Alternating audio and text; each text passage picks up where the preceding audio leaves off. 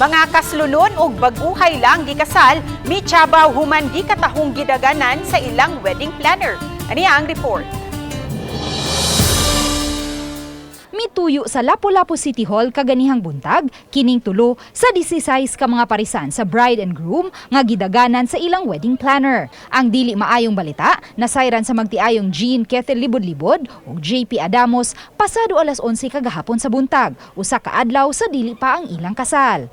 Usa ka GC ang gikatahong gihimo sa igsuon sa ilang wedding planner nga nagpahibaw nga ang tanang kasal nga nakaschedule sa Hunyo 18 ug sa mosunod nga mga buwan nakanselar na human mahurot og kagasto ug natapal-tapal na ang kwarta sa mga nakapabok na ug nakahatag na og bayad. So kami nga mga brides na ratol jud ni sa iyahang kwan. Na-shock mi ba kay samot na samo kay ugma na bay among kasal ato nga time. May na lang kay miabag ang ilang pastor sa Maranatha Christian Assembly ug ang usa nila kakaubanan sa simbahan nga may butik. Ang miabaga sa mga gowns ug uban pang kinahanglanon sa kasal ug natigayon-gayud ang ilang kasal kagahapon.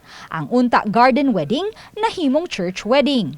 Matod ni Jean, giswayan pa nila pag-contact ang ilang wedding planner apan wa na nila kini igkita. Kami tanan brides ni reach out sa iyahan ang uban ni adto dadto sa iyahang butik. Unya pag-abot dadto kay bungkag na tanan, wala nay sulod. Ang uban gamit nangawala na. Sa Manila ni Jean, biktima usab sila si Mariel Pejo ug Ronald Dimisilio. Kansang kasal, ugma na ug nakaschedule na unta sa Birhen sa Regla Church. Ang pastor nga mitabang nila ni Jean, mitabang usab nila ni Mariel aron madayon lang yun ang ilang kasal ugma. Padayon gihapon ma'am sa kuan, bahalag na scam sa basta sa gugma dili mas scam. Maayo sa kaya mong boss kay bawo siya nga na scam pagangyo nako ni offer pod na lipay sad may kay nakakuarag binyo.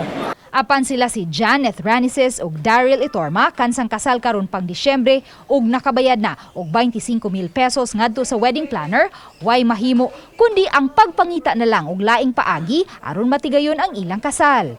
Ang mga biktima midangop kang Mayor Junard Ahong Chan aron matabangan silang mapadali paglocate ang wedding planner nga taga Lapu-Lapu City ra usab. Sa pagkakutlo ning balita, gipungan lang una ang pangan sa wedding planner kay wa pa makuha ang iyang habig. Uban ni Marlon Malgazo, Luan Merondina, Balitang Bisdak.